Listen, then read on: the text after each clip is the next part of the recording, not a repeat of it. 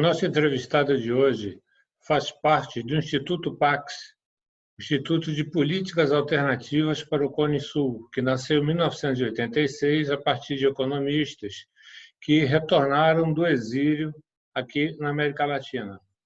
E também faz parte da Rede Jubileu Sul, que é um movimento de resistência às dívidas que foram contraídas nos anos 80. Está aqui conosco hoje Sandra Quintela.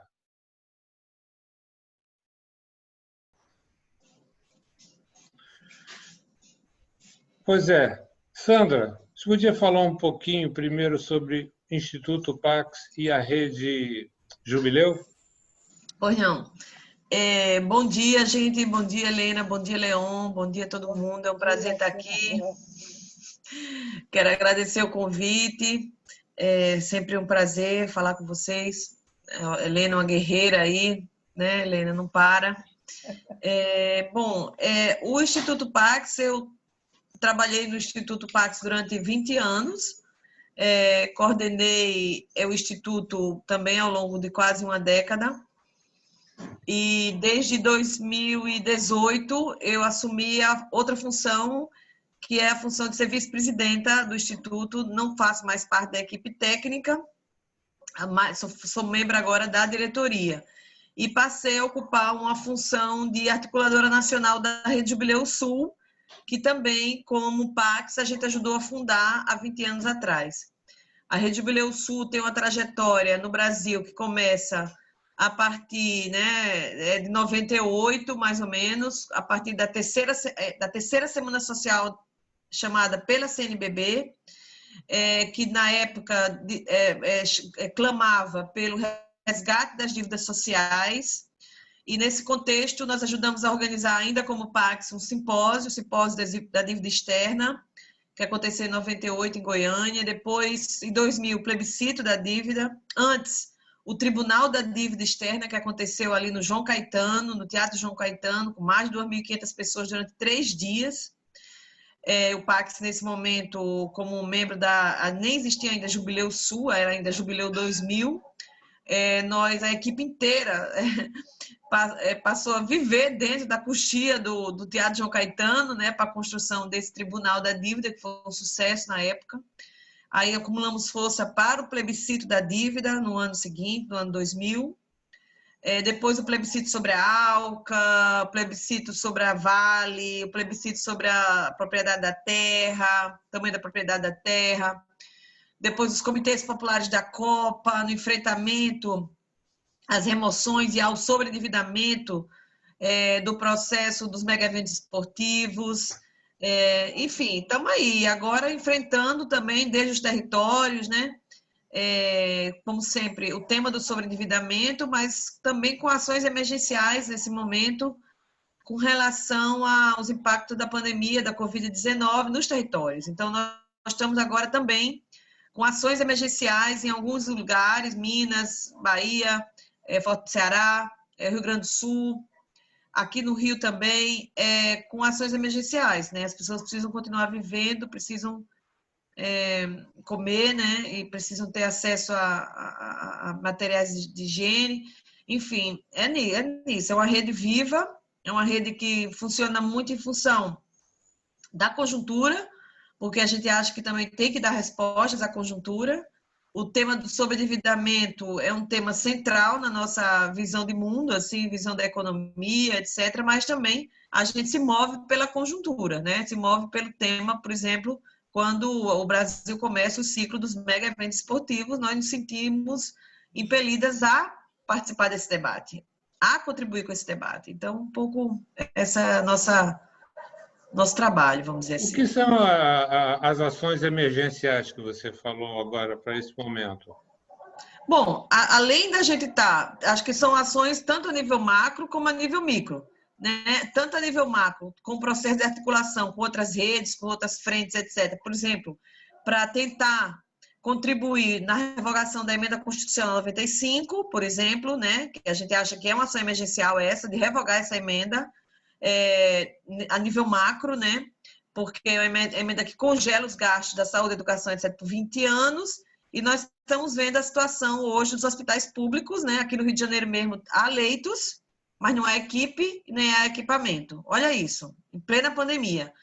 E muito se atribui à emenda constitucional 95, né? Ao desmonte das políticas públicas de saúde, por exemplo, que tem a ver com o ciclo neoliberal que nós estamos vivendo. Além disso, né, então, a emenda constitucional 95, a questão da PEC do orçamento de guerra, então nós estamos com essa ação a nível macro, tentando frear os absurdos desse desgoverno. E, ao mesmo tempo, com ações concretas, né, de cesta básica, de cestas com material de higiene, com fortalecimento dos grupos locais, com esse diálogo com os grupos locais, nesse ponto mesmo de estar levando, contribuindo, arrecadando fundos emergenciais para essa contribuição nessas cestas básicas e etc., que a gente também tem que fazer nesse momento, né? Até para explicar para os nossos telespectadores o que é a PEC 10, a PEC 10 é uma PEC que está rolando no Congresso, onde o Banco Central assume uma série de papéis de títulos que são considerados podres, porque, na verdade, são títulos de dívida de empresas, de corporações, de bancos, etc. e tal. E o Banco Central vai pegar estes papéis para poder colocar no mercado.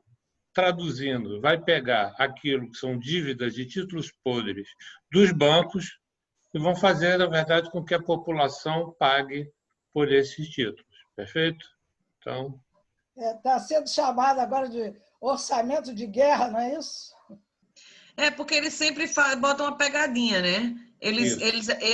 Eles colocam na mesma PEC a questão da suspensão do pagamento das dívidas dos estados e municípios e, ao mesmo tempo, o pacote lá de compra de títulos podres dos bancos, ou seja, eles já estão prevendo que uma empresa X ou Y, ou o cidadã X ou Y não vão pagar suas dívidas, então eles já estão pegando esses títulos, entre outros, né, e repassando para o Banco Central. Isso vai custar mais ou menos R$1 trilhão, né? 1 trilhão, quando a ajuda emergencial não chega a 100 e alguma coisa bilhões, ou seja, é nada, frente ao que vai ser dado para os bancos. Eles são tão espertos que eles dão um pouquinho com uma mão e tiram muito mais com a outra, né? Exatamente. Mas, Sandra, eu queria voltar só um pouquinho, porque eu nunca tive a oportunidade de entrevistar, né? Todo lugar que a gente se encontrava, eu dizia, Sandra, eu quero você. Mas aí consegui levar o Marcos Arruda. E, então, para mim era assim, muito importante essa data de 2020. Mas ele foi lá no programa 2019, eu acho. E eu digo, vocês não vão fazer 20 anos essa comemoração, esse evento maravilhoso que eu não participei, seja dito de passagem, eu tenho uma lacuna na minha história porque não participei desse momento, eu não estava vinculada a nada relacionado à dívida pública. Mas esse evento do João Caetano foi uma coisa maravilhosa. E eu disse para ele, por que a gente não faz de novo uma comemoração por esses 20 anos, né? E até também esse abaixo-assinado que teve foi em 2020, né? Plebiscito, não foi abaixo-assinado, foi um plebiscito, foi muito bom. Mas aí popular, todo mundo que abaixo-assinado, porque tinha pela cidade toda a mesinha e todo mundo ia lá assinar. Tinha. Sem saber direito o que eu estava assinando, mas assinei também, né? Então, eu queria que você lembrasse esse momento, falasse mais um pouquinho sobre esse momento para mim, muito histórico, e infelizmente, vocês não pensaram em comemorar esses 20 anos assim, ou preparar essa comemoração. Acho que agora eu não sei como é que você vê essa questão. Não, nós tínhamos planejado sim, Helena. Nós tínhamos planejado sim comemorar esse ano, que é em setembro, né? Setembro, o plebiscito da dívida vai fazer 20 anos. Então, nós tínhamos pensado sim em algum evento nacional, algum seminário, alguma coisa assim, né? Só que, infelizmente, março, quando nós sentamos para fazer o nosso planejamento mais detalhado para esse ano, foi quando começou o isolamento físico. Nós tínhamos previsto esse ano uma grande conferência internacional sobre soberania financeira, que aconteceria na Argentina em setembro. Só que não vai ser possível, né? Então, nós estamos com todos praticamente os eventos grandes para esse ano, inclusive pensar a comemoração dos 20 anos do plebiscito da dívida, está em suspenso, porque tudo indica que esse ano não vai ser possível fazer grandes reuniões, né? Tudo indica que não, né? 99% de chance que não. Então, é o seguinte, eu acho que recordar é viver, né, Helena? Sim. O Tribunal da Dívida aconteceu em 99. Ele é decorrente do simpósio da dívida, que aconteceu em 98. Pedro Malan estava lá, Maria Conceição Tavares, Paul Singer, essa galera toda estava no simpósio da dívida em 98, né? 98. E muitos diziam na época que a dívida não é problema, porque tem essa questão. Até hoje se afirma que a dívida não é problema. É não entender, de fato, eu acho, a economia política da dívida, na nossa visão, né? Então, em 98 é feito esse simpósio, que foi fundamental. Ele pautou a dívida externa novamente na agenda nacional. Não estava na pauta, mas decorrente de quê? Decorrente da terceira semana social, das pastorais sociais ligadas à CNBB, que puseram na pauta o resgate das dívidas sociais. E para se falar de dívida social, tem que se falar de dívida financeira. Claro, porque tá no jubileu... Né? Oi? Está implícito, Como? né? Está implícito. Exato. Né? A gente sempre coloca a questão das dívidas, né? Dívida financeira, dívida social, dívida ambiental, dívida histórica, né? Pelo menos esses 4 conjuntos de dívidas nós falamos quando falamos de dívida. Então, aí em 98 tem esse simpósio, que foi muito importante, e foi tão importante, foi tão potente, que dissemos, não, precisamos continuar. Na época, o Pax era da coordenação desse processo também, né? Estávamos já lá, Marcos muito ativo, e a partir de 98 nós começamos a construir o Tribunal da Dívida Externa. O Tribunal da Dívida Externa foi um processo, as coisas mudaram tanto, né? Porque nós passamos quase um ano na preparação desse tribunal. Tínhamos reuniões todo mês para pensar materiais, quem teria, quem não estaria. Olha, nós trouxemos Sepúlveda Pertence, nós trouxemos Kiva Majdanek, que é um grande intelectual russo que morreu recentemente. Nós trouxemos intelectuais e militantes da Coreia, da Grã-Bretanha, de todo o país. Assim, nós temos um vídeo no canal do YouTube do Pax, tem um vídeo sobre o Tribunal da Dívida em 99. Foi abril de 99, e nós escolhemos abril exatamente no João Caetano, porque ali foi o patíbulo do Tiradentes. Então, a gente achava que tinha uma vinculação, a dívida, Tiradentes, a Praça Tiradentes, o Teatro João Caetano, aquele lugar, abril.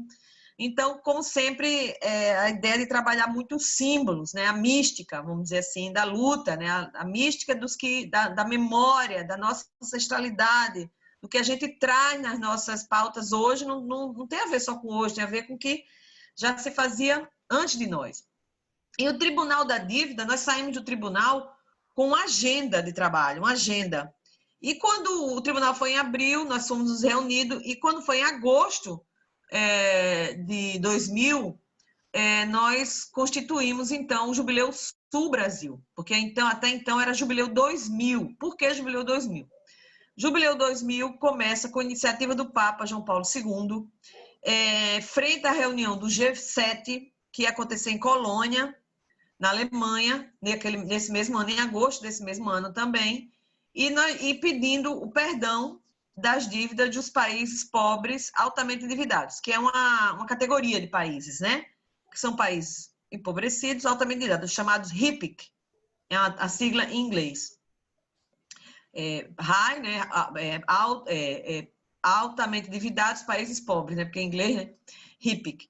E aí, nós começamos a colher assinaturas, então, para esse abaixo-assinado, e foram entregues, nem sei, acho que, sei lá, milhões, 20 milhões de assinaturas na época, não só do Brasil, do mundo inteiro, na reunião do G7, em agosto de 2000, para o cancelamento. E sim, foi cancelado algumas dívidas dos países pobres altamente endividados, mas nós acompanhamos esse processo, inclusive, e vimos que, na realidade, cancelaram as dívidas e endividaram-se com outras dívidas. Ou seja, era um pacote de cancelamento cheio de condicionalidades que vinculavam o cancelamento a novas dívidas. E outra coisa, há um pacote também do Consenso de Washington, ou seja, privatização, ajuste fiscal, perda de direitos da classe trabalhadora e por aí vai. Ou seja, cavalo de Troia. Né? Cavalo de Troia completo.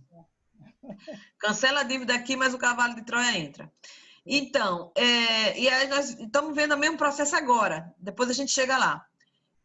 E aí nós começamos um processo muito participativo, dinâmico, a participação de coletivos no Brasil inteiro, inclusive a partir daí começa o núcleo da auditoria, que não se chamava Cidadã na época, era um grupo de trabalho em Belo Horizonte para reforçar a pergunta do plebiscito, que era sobre a auditoria da dívida, e aí a auditoria passa a compor o Jubileu Sul também, nesse momento, ganha muita visibilidade, porque antes era um grupinho só em Minas Gerais, em Belo Horizonte. Quando vem fazer parte do Jubileu Sul, nesse período de agosto, agosto a gente chama a partir de setembro, tem um plebiscito em seguida. Logo no ano seguinte, em 2001, é que entra a auditoria de Belo Horizonte no Jubileu Sul, nesse período de 2001. Começamos a fazer esse trabalho e aí começa o Fórum Social Mundial, o ciclo do Fórum Social Mundial em 2001. Aí em 2001 a gente lança o Jubileu Sul Américas, que começa uma articulação regional, né, América Latina. Já tinha ocorrido uma reunião em Joanesburgo, na África do Sul, para constituir o Jubileu Sul, porque a gente viu que o Jubileu 2000, que era muito capitaneado pelas organizações europeias, estadunidenses, etc., ia acabar no ano 2000. E para nós, a questão da dívida não é uma questão que vai acabar agora. A gente achou que era uma estratégia continuar lutando pelo cancelamento da dívida. E nos articulamos desde o Sul. E o Fórum Social Mundial foi muito importante para nos aglutinar e fizemos grandes eventos. Em 2002, fizemos o Tribunal Internacional da Dívida, no Gigantinho. Foi, assim, uma coisa incrível, incrível, incrível, incrível. Vocês imaginarem a participação, ter outro vídeo também sobre isso. Foi incrível esse tribunal. Terminou que a sessão final aconteceu em Washington, paralelo às reuniões do Banco Mundial e FMI, isso em 2002. Enfim, em 2002 também teve o plebiscito da ALCA, onde a gente estourou a boca do balão com mais de 10 milhões de votos contra o Acordo de Livre Comércio das Américas, contra a entrega da base militar de Alcântara aos Estados Unidos e conseguimos fazer com que o plebiscito acontecesse em quase 3 mil municípios do país, dos 5 mil, mais de 150 mil militantes diretamente envolvidos na campanha. Foi uma coisa assim, todo mundo lembra do plebiscito da ALCA e todo mundo se refere ao plebiscito da ALCA como um evento político de grande envergadura no Brasil, só comparado à campanha do Petróleo é Nosso, lá atrás. Então, o Jubileu estava sempre presente em tudo isso, nós ajudamos a secretariar todo esse processo e ajudamos na organização, nos processos de formação, e o Pax aí muito presente, se confundindo também na história desse processo aqui no Rio mesmo. Nós coordenávamos junto com o Senge, com o saudoso Sérgio Almeida, grande companheiro, que deixa muita saudade. Nós ajudamos a secretaria, nós tínhamos a secretaria ali no Senge, na Rio Branco, e só saudade desse momento de muita militância, de muita entrega, de muita educação popular, de muita formação nesse processo todo. Sandra, desculpe te interromper, mas eu estou te ouvindo aí E você está me falando de uma pujança muito grande nesse início do século XXI. E como é que hoje, à luz de toda essa história que você viveu, que você foi partícipe de primeira linha, como você pode analisar, e como você analisa, o fato de, depois, a questão, de uma certa forma, foi perdendo força? Por que essa perda de força? Por exemplo, já ligando a essa pergunta, a atuação da CNBB nesse período também, a gente hoje não ouve falar tanto em CNBB. Eu queria, do seu ponto de vista, uma análise do porquê esse movimento, não é que tenha decaído, não posso dizer, afirmar isso, mas não, a pujança, vamos dizer, não é a mesma. Exato. Eu acho que, bom, nós vínhamos dos anos 90, com anos terríveis ali de Fernando Henrique Cardoso, de muito acúmulo de forças, de muita resistência, de muita luta, porque nós tínhamos um grande inimigo ali, que era o processo de privatizações, o desmonte do Estado, né? Etc, etc. Quando nós chegamos em 2002, que eu acho que foi o ápice, né? E não só no Brasil, vamos pensar que estava nesse período, na Bolívia também estava muito forte a luta e a resistência contra a privatização da água. Na Venezuela, Chávez já estava lá. No Equador também as grandes mobilizações. Na Argentina, lembra que o Ralito cai 5, desse ano de 2002, 5 presidentes num ano. Enfim, então a gente estava num clima assim, regional, muito forte de luta, de organização, né? De organização.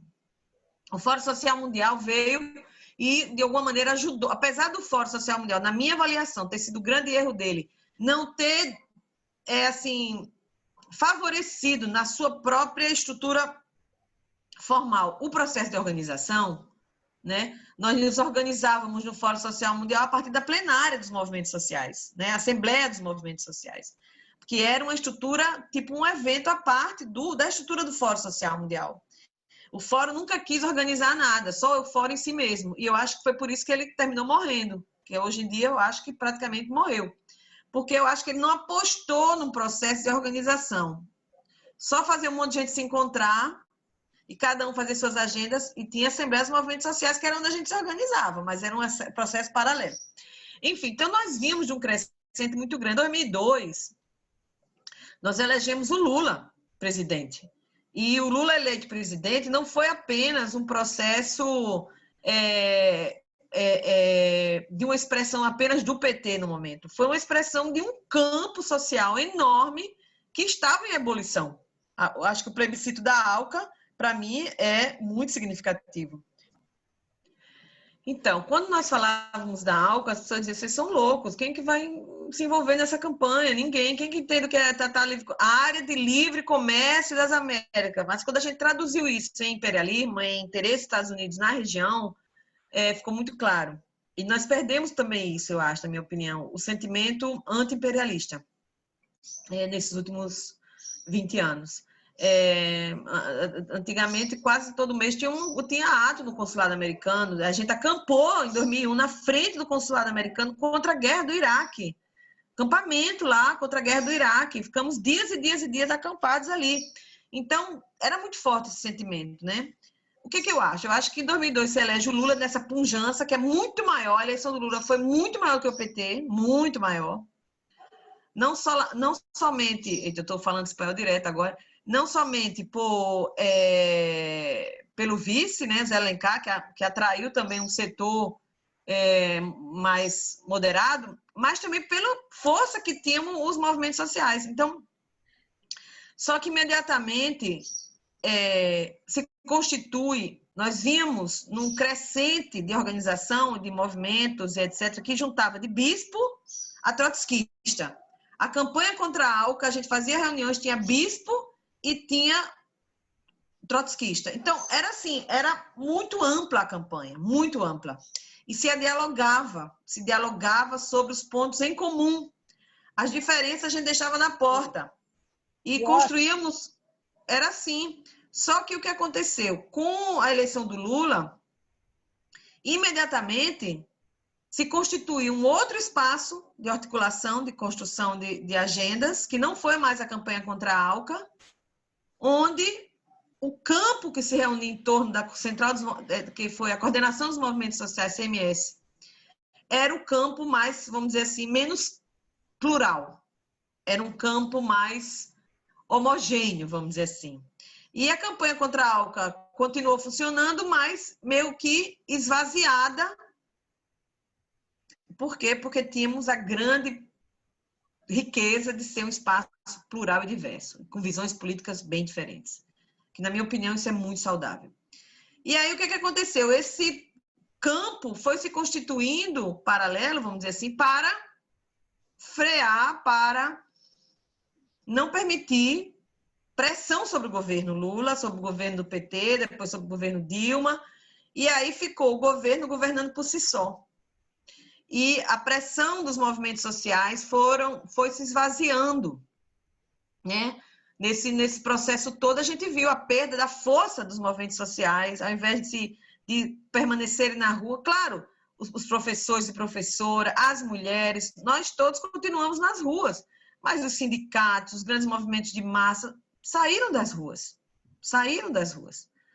As ocupações de terra caíram e por aí vai. Então, eu acho que houve uma adesão ao governo acrítico. E isso a gente está pagando preço hoje, na minha opinião.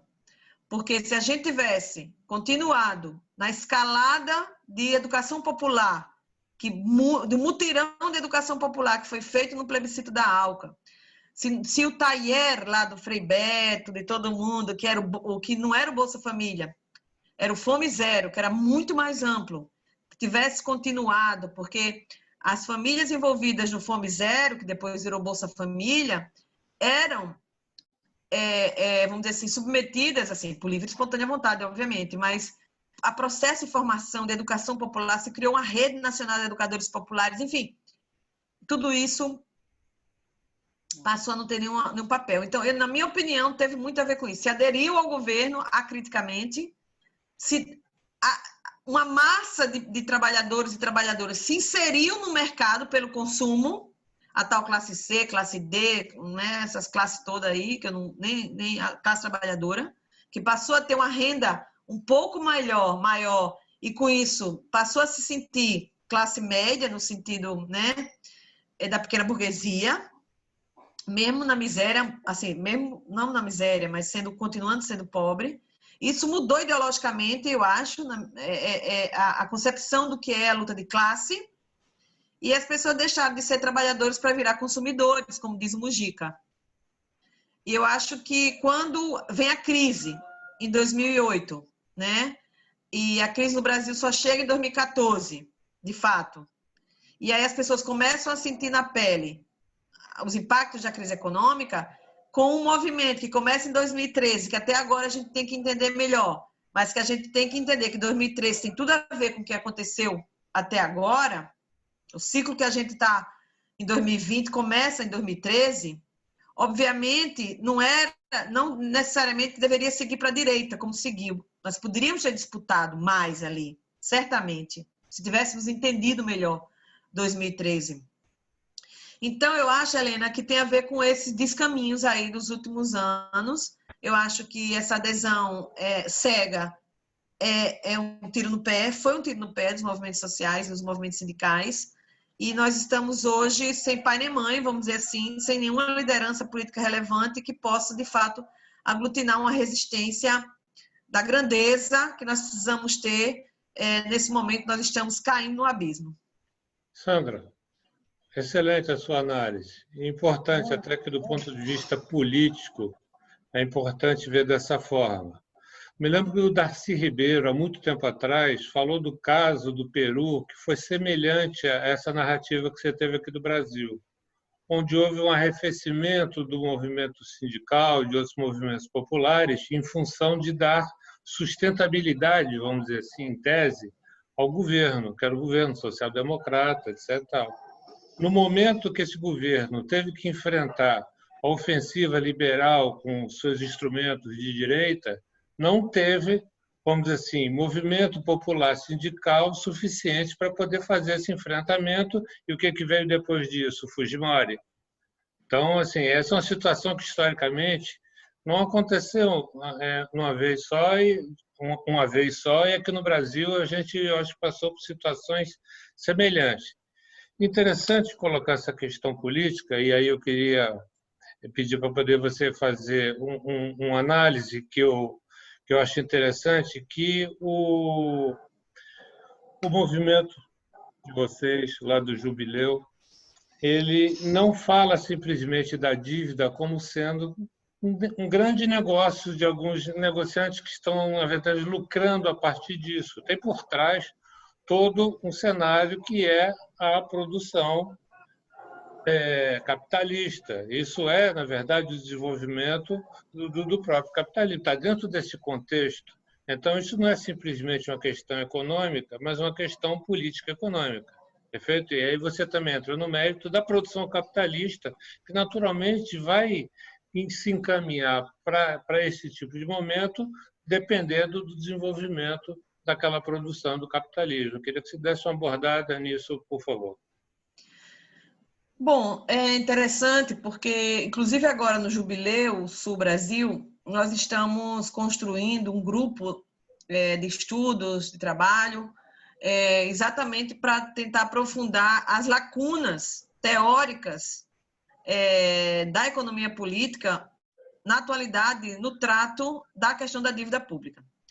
Porque é interessante, você pode escutar os macroeconomistas hoje, eles todos vão dizer que a dívida não é um problema. E que, diante da pandemia que nós estamos vivendo hoje, a solução é nos endividar mais. Então, isso realmente é algo interessante da gente escutar. Eu fico pensando, meu Deus, será que a gente está tão fora da realidade assim? Porque continuamos falando de dívida. Então, é uma questão mesmo paradigmática, né?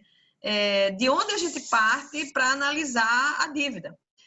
Se a gente analisa como política fiscal, receita, despesa, para onde vai nossa receita, de como realiza a nossa despesa, como a gente rola a dívida, etc., etc., é uma análise. Mas se a gente analisa do ponto de vista de que a dívida é um mecanismo de transferência líquida de riqueza dos pobres para os ricos, aí a gente vai falar de outra economia política da dívida. Se a gente fala da dívida como instrumento que o Banco Mundial, o Fundo Monetário Internacional, a banca internacional usou e continua usando para impor políticas de ajuste estrutural, políticas de austeridade, políticas que tiveram que ver com as perdas de direitos, com cortes para políticas sociais, investimentos para infraestrutura, para exportação, perda de direitos trabalhistas, perda de controle sobre o câmbio, perda de controle sobre a nossa própria moeda, dolarização em alguns países, como é o caso de Equador, El Salvador, né, que usam o dólar como moeda. É uma coisa assim, a perda total de soberania financeira, né?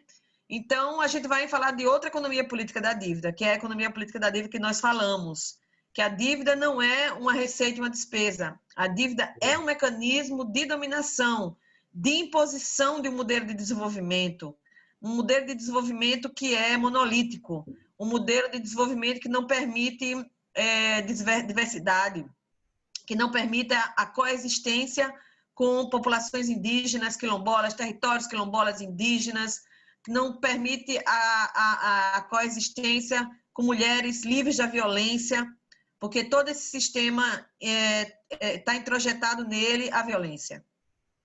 E a violência contra as mulheres é a expressão mais aguda desse processo. Então, quando a gente está falando de dívida, a gente está falando de tudo isso. Quando a gente está falando de dívida, a gente está falando que, com a crise de 2008 para cá, o número de bilionários do mundo só cresceu. Ao mesmo tempo que o número de miseráveis também só cresceu. Então, se tem de um lado mais miserável e do outro lado mais bilionários, mas que são 200 e alguma coisa bilionários no mundo que detém praticamente 50% da renda mundial, aí a gente vê que isso vai no constante, e de 2018 para cá também, no Brasil, o Brasil está em plena crise econômica desde 2014, se agudiza de 2018 para cá, mas a pandemia não é que... Isso é muito importante, gente. A crise econômica que o Brasil está vivendo agora, com tanto desemprego, não é de agora. Já vem vindo. Antes da pandemia, em março, a gente já tinha 14 milhões de desempregados no Brasil. Então, né? Não é a pandemia que parou a economia, né? Pelo amor de Deus.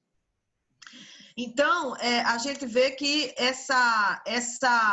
esse processo todo que a gente vem vivendo, de 2008 para cá em particular, tem só acelerado o número de bilionários, tem só acelerado o número de concentração de renda, concentração de riqueza, e etc, etc. Eu tenho uns dados aqui que são realmente assustadores. O Brasil é o segundo lugar no mundo em concentração de renda. 1% da população tem 28,3% da riqueza. 1%.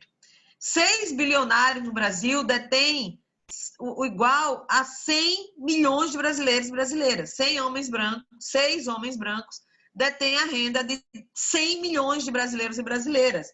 O Brasil é o 7º país mais desigual do mundo, segundo o PNUD, e o segundo em concentração de renda.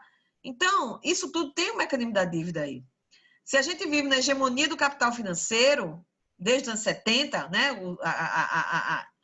O que a gente vive o apogeu agora do capital financeiro, isso começa nos anos 70. Dos anos 70 para cá, exatamente as crises de dívida, quantas crises de dívida nós já tivemos nesses anos, né? Por quê? Porque tem a ver com o mecanismo central desse processo, o lucro dos bancos. Tem a ver com o quê? Tem a ver com o pagamento da dívida interna, com os títulos do Tesouro, que garantem juros significativos para o mercado financeiro nacional e internacional. Então, não entender que a dívida é muito mais do que pagá-la ou não, que o carrossel, né? Tem a roda. Tem a roda, tem o carrossel não, a roda gigante, tem aquelas cadeirinhas e tudo. E tem aquele mecanismo central ali da roda, né? Que fica ali em torno do qual gira. As cadeirinhas podem voar, as pessoas podem cair, mas aquela roda central, aquele mecanismo central continua funcionando, não vai, né? É a dívida. Então, eu acho que essa compreensão, infelizmente, a teoria econômica, ou talvez tenha buracos aí, lacunas que precisam ser enfrentadas, porque os manuais de macroeconomia, sejam clássicos, neoclássicos, keynesianos ou não, consideram que a dívida não é um problema. Fala, Helena. Aqui, Sandra, realmente você está dando uma aula assim, magnífica para a gente, porque um dos maiores problemas que nós temos hoje em dia, o pessoal do núcleo da auditoria da dívida pública, são os economistas, porque eles... A gente está na contramão, basicamente, na contramão do discurso que eu posso chamar de hegemônico dos economistas. Mas eu queria mostrar aqui um material que vocês produziram, o PAX, que é A Vida Acima do Lucro, que eu tenho esse material aqui, que eu acho que foi o Marcos Arruda que até me deu, muito interessante, e que eu vejo com esse material aqui que um dos pilares do trabalho de vocês é essa parte ecológica, né?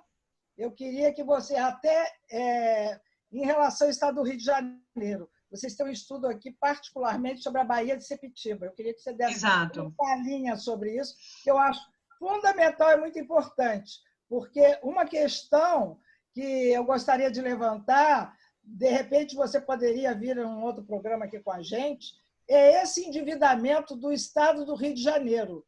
E como é que depois é feito esse acordo com o governo federal.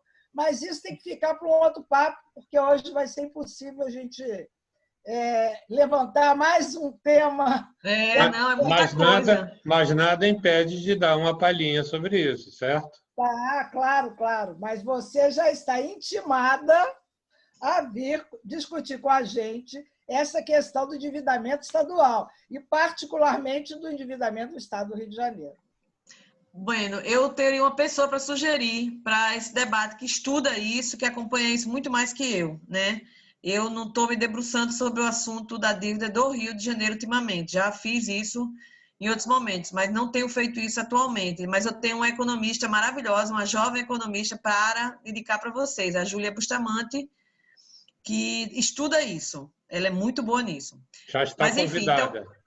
Então, vou passar o contato para vocês. E agora, uma coisa eu digo, com relação a essa publicação. Essa publicação tem mais ou menos 10 anos. 10 anos. Por aí. Nós acompanhamos, ou mais, 12 anos, por aí. Nós acompanhamos a instalação, a implantação da siderúrgica ThyssenKrupp com a Vale na Baía de Sepetiba já desde 2007. Então, são 13 anos aí de trabalho, já foi vendida a parte da Vale, já foi vendida a parte da ThyssenKrupp, agora é Térnio, e nós acompanhamos aí esse processo todo de luta, resistência, denúncias. Realmente foi um trabalho, eu mesma dediquei mais de 11 anos da minha vida a isso, fora tantas outras lutas, né? Porque realmente a gente não para de lutar, né? Muita coisa. E a questão da Baía de Sepetiba, né? O Rio de Janeiro é uma cidade abraçada por duas baías, Baía de Guanabara e Baía de Sepetiba. A gente tem muita dificuldade de ver isso. Apesar da Baía de Guanabara ser dentro do centro do Rio de Janeiro, praticamente, parece que a gente não vê. As pessoas que vão a Niterói atravessam a Baía de Guanabara e parece que não vê. Mas, ao mesmo tempo, vê. A Baía de Sepetiba ninguém vê, porque a Baía de Sepetiba está lá na Zona Oeste, a 70 quilômetros do centro do Rio de Janeiro. E é uma região lindíssima, né? A Costa Verde. É uma região de diversidade de caiçaras, de quilombolas, de pescadores artesanais, enfim, de uma riqueza sociocultural impressionante. Assim, eu realmente sou apaixonada pela Baía de Sepetiba. E é hoje uma região, desde os anos 80, quando foi instalado o Porto de Sepetiba, né? Hoje o Porto Itaguaí, e se transformou um polo exportador de minério de ferro. Ali tem o Porto da Vale, você passa por lá, o Pax tem vários vídeos, você entra no canal do YouTube do Pax também, você pode encontrar vários vídeos. E hoje em dia é uma região cheia de portos, né? Tem o Porto Itaguaí, como sempre, o Porto na Ilha da Madeira, o Porto da Marinha que está construindo o submarino nuclear, e o Porto da ThyssenKrupp, que hoje em dia é da Térnio, transformando aquela região ali numa região exportadora de commodity minéria e metálica também, né? Porque placas de aço, onde não há espaço para esse outro modelo de desenvolvimento. Então, o que a gente sempre quis pautar na Baía de Sepetiba é que haveria outros caminhos. Haveria o caminho de uma economia mais voltada para o local, uma economia, porque aquela região ali é uma região de turismo local. A Ilha da Madeira, por exemplo, era uma região cheia de pousadinhas, cheia de pequenos restaurantes, ou seja, alimentava uma economia local muito pujante, que o pessoal de Campo Grande, Santa Cruz, iam para lá para curtir seu final de semana, suas férias, que hoje em dia não pode mais ir, porque está tudo lá praticamente destruído. Muito antes da pandemia. Então, a nossa briga sempre foi isso, a vida acima do lucro. Porque é um modelo de desenvolvimento de enclave, ou seja, parece que desce uma nave espacial ali, como uma siderúrgica. A siderúrgica não paga impostos, não paga imposto para exportação, porque a Lei Candia, a gente sabe. Foi isenta de ISS, ICMS, etc., por muitos e muitos anos. Recebeu quase 5 bilhões do BNDES. E nós, na época, fizemos umas contas de o que seria possível fazer na região com 5 bilhões. A quantidade de escolas, universidades. Nosso sonho era fazer uma universidade ali, uma universidade que fosse voltada para as potencialidades da região, da Baía de Sepetiba, com toda a sua, que pudessem ser uma universidade popular, uma universidade ligada à pesca artesanal, uma universidade ligada ao turismo local, uma universidade que fosse centrada no outro processo, uma universidade de ponta para pensar outros modelos de desenvolvimento, para sair dessa caixinha do desenvolvimento igual a crescimento econômico, de construir outros paradigmas. Ali, aquela região, Santa Cruz, já foi o celeiro do Rio de Janeiro. Ali em Santa Cruz, o mesmo processo que foi impulsionado em Cotia, em São Paulo, que hoje é o cinturão hortifruti granjeiro de São Paulo, a região de Cotia e toda a sua... Foi um modelo trazido para cá também, nos anos 30, por Getúlio Vargas e etc. Ali, naquela região ali de Santa Cruz, existem canais construídos e sistemas de drenagem construídos para a agricultura, baseados nos canais construídos na Holanda, de drenagem, porque ali tem histórico de grandes inundações. Olha, imagina que história não está enterrada ali em cima de uma siderúrgica que produz 5 milhões de toneladas de minério de ferro, matando as pessoas, placas de aço, para o mercado internacional, nada fica no Brasil, matando as pessoas. Porque nós temos companheiras que já morreram pela contaminação permanente ali.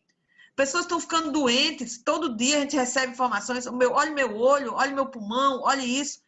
Numa região que hoje é a maior letalidade do Covid-19 é onde? Maré e Santa Cruz. Por acaso, não. São situações estruturais de desigualdade. Então, a nossa luta sempre foi tentar visibilizar, porque, e eu digo sempre, eu digo isso há milhões de anos, o Rio de Janeiro tem uma dificuldade muito grande. Eu digo isso que eu moro no Rio de Janeiro há 25 anos, me considero também uma cariolagoana, mas que tem muita dificuldade de se ver. As universidades no Rio de Janeiro, a academia no Rio de Janeiro, muito poucos núcleos estudam o Rio de Janeiro. Tem milhares de núcleos que estudam a Amazônia, a Mata Atlântica, o bioma, qualquer um, menos o Rio de Janeiro. Então, é muito interessante. É meia dúzia de gato pingado que estudam o Rio de Janeiro. Então, uma siderúrgica, a maior da América Latina, instalada em Santa Cruz, quase ninguém sabia. Então, aquele povo que mora lá, sofrendo aquilo ali, quase ninguém sabia. Então, nosso trabalho foi muito de dar visibilidade àquelas pessoas impactadas e dar visibilidade a esse modelo de desenvolvimento que, para nós, coloca o lucro acima da vida. Por isso que, para a gente, sempre foi uma palavra de ordem, desde 98, a vida acima da dívida, e na luta contra a TKCSA, o lucro acima da vida. Então, a gente está aí nessa caminhada na contracorrente mesmo, na contra-hegemonia, e dizer que também querem prestar solidariedade a Maria Lúcia Fatorelli, porque eu acho que ela está sendo alvo de muitos ataques, assim, né? Até dos economistas também, por continuar firme e forte aí nessa luta pela auditoria da dívida, discutindo a centralidade da dívida, e nós queremos terminar assim, dizendo que prestamos toda a nossa solidariedade a ela, porque estamos observando a quantidade de críticas que ela tem recebido ultimamente. Muito bom. Olha só, fala um pouquinho desse TKCSA, porque muita gente não conhece essa indústria maravilhosa que você ataca. Bom, a TKCSA ela começa a se instalar no Rio de Janeiro a partir de 2005, né? E, de fato, a partir de 2007, e inaugurada em 2010, e é a maior siderúrgica na América Latina. Era uma joint venture, uma consórcio, né, entre a ThyssenKrupp, que é a maior empresa siderúrgica, uma das maiores empresas siderúrgicas do mundo, e a Vale. Depois a Vale saiu desse consórcio, e depois a ThyssenKrupp vendeu para a Ternium, que é uma empresa argentina e que atua basicamente na América Latina hoje, também com várias denúncias de violações de direitos humanos, na Guatemala, no México e etc. Ela teve vários e vários problemas, ela continua sendo extremamente poluente, porque não tem como siderúrgica não ser poluente. É tipo tigre vegetariano, não existe siderúrgica sem ser poluente. Então, teve vários problemas de projeto. Quando ela começa, ela é inaugurada em junho, em agosto começa as chuvas de prata, que continuam até dezembro. O que são as chuvas de prata?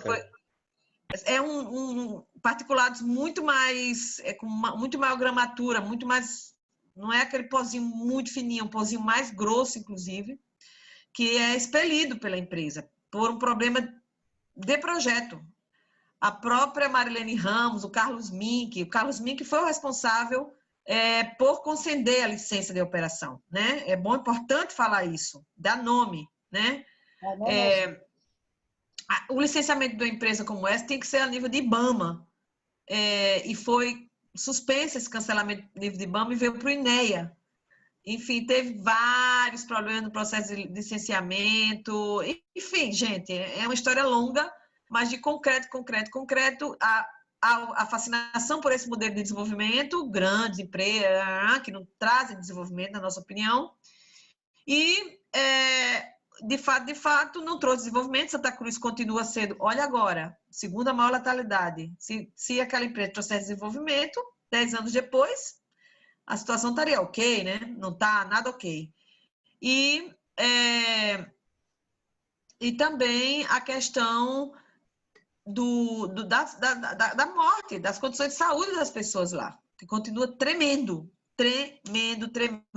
Nós acompanhamos diariamente, até hoje. Eu já não estou mais, como eu falei, na equipe técnica do Pax. O Pax tem uma equipe técnica que trabalha e acompanha diretamente os moradores e moradoras lá da João 23, mas a gente continua acompanhando também de perto, fazemos parte de grupos e estamos aí acompanhando, mas a situação continua sendo dramática. E para nós a prova que isso não traz desenvolvimento é essa. Santa Cruz é a segunda maior letalidade de Covid no Rio de Janeiro hoje. Sandra, antes da gente concluir, porque a entrevista já está quase terminando, né, Leon? Eu queria que você agora fizesse uma previsão, no seu entender, como é que nós vamos, com essa Covid, fazer face a esse momento cruel e que dá uma desmobilização em relação a toda uma vida econômica e que eles aproveitam ainda esse momento para esses grupos que você tão bem apontou ainda ganharem mais, né? E assim, com disfarce de que estão ajudando, contribuindo, etc, etc. Como é que vai ficar o Brasil pós-pandemia? Olha, a situação que a gente está vivendo é uma situação dramática. A gente tem que ser realista, né? Nós estamos vivendo a pandemia e o pandemônio de um governo genocida. Vamos dar nome aos bois. Esse governo federal, ele quer que a gente morra. Eu digo isso sem nenhum plurido. Ele quer que a gente morra. Isso está evidente. Quando ele estimula as pessoas a irem às ruas, ele próprio vai às ruas. No momento que a única coisa que a gente tem que fazer agora é evitar o contato social, porque o vírus se transmite pelo contato social, é realmente algo extremamente irresponsável. Um ministro de saúde que não entende nada de saúde pública. Aqui um governo um governo estadual também, que à medida que implementa ações importantes de isolamento físico, mas a polícia continua matando. Que isso, gente? É o que nós estamos vendo no Rio de Janeiro hoje. As condições de saúde nos hospitais, as pessoas sem equipamentos, as pessoas morrendo porque não tem uma cama, enfim. Nós estamos vendo realmente uma situação muito, muito complexa. Agora, vamos entrar numa depressão econômica nunca vista na história, porque o que aconteceu em 29, o Brasil em 29, tem economistas que falam que o Brasil foi que criou o New Deal, né, a possibilidade de sair da recessão, da depressão de 29. O próprio Estados Unidos saíram com o New Deal, que alguns atribuem ao que o Brasil passava naquele momento com Getúlio Vargas, indústria nacional, o Brasil foi ponta de lança nos anos 30 da saída da depressão econômica. Isso a gente não pode prever para agora, de maneira nenhuma. A gente está se afundando num desgoverno suicida, genocida, enfim, muito grave, fora Bolsonaro. Isso é vital, é necessário, urgente. Agora, no Brasil, nós temos também, vamos pensar também o lado bom, uma proliferação de experiências econômicas de base comunitária. A agroecologia, as cooperativas ligadas às áreas de reforma agrária, as cooperativas de catadores, os grupos de economia solidária, os grupos de mulheres, os grupos de agricultura urbana. Nós temos no Brasil uma proliferação de experiências econômicas reais. Economia solidária, vamos dizer assim, um guarda-chuva, de outra forma de fazer. Nós estamos nesse processo também do PACS há muito tempo. Nesses anos todos aí, nós organizamos em 98 também um encontro latino-americano de socioeconomia solidária, com muitas experiências, ou seja, a prática do PACS sempre foi criticar e construir alternativa, né? E acho que a gente tem um acúmulo no Brasil muito grande, muito Fórum Brasileiro de Economia Solidária, a Articulação Nacional da Agroecologia, são espaços muito potentes de sementes já plantadas de uma nova economia, de uma nova forma de organizar a produção e o consumo. Eu acho que a gente está numa ruptura, um mundo em ruptura, antes do corona, depois do corona. O que vai vir? Não sabemos. Os de cima, os do andar de cima já estão se organizando para isso. Os fármacos, a indústria de fármacos, a indústria da saúde privada. Gente, a indústria da saúde, ela não é só fármaco, remédio, medicamento, vacina, não. São os hospitais privados, as clínicas privadas, os asilos, etc, etc, etc. É uma máquina que 7 trilhões por ano de dólares, mais ou menos, movimenta a saúde privada no mundo. Obviamente, a OMS está capturada pelo poder corporativo. Melinda Gates e Bill Gates controlam muita coisa da OMS, eles estão na frente desse debate de vacinas como a grande mercadoria do futuro. Pessoas de visão, né? Para o sistema capitalista. A educação à distância, todos esses grupos corporativos, que não é educação, né? É outra coisa, sei lá o que é ensino à distância. Enfim, então, esses grupos estão se articulando já estão prevendo como vão ganhar dinheiro aí no futuro. As plataformas, o Zoom, por exemplo, que a gente está usando, multiplicou nem sei quantas mil o valor de suas ações, e por aí vai. Mas, assim, eu acho que, ao mesmo tempo, a vida, ela tem que prevalecer. A vida. E o ser humano, não sei se a gente vai sair melhor ou pior, espero que a gente saia melhor disso tudo, da gente entender como é importante o contato humano, a vida, o trabalho. Não existe riqueza sem trabalho. Esse papo furado de a tecnologia vai substituir o trabalho humano.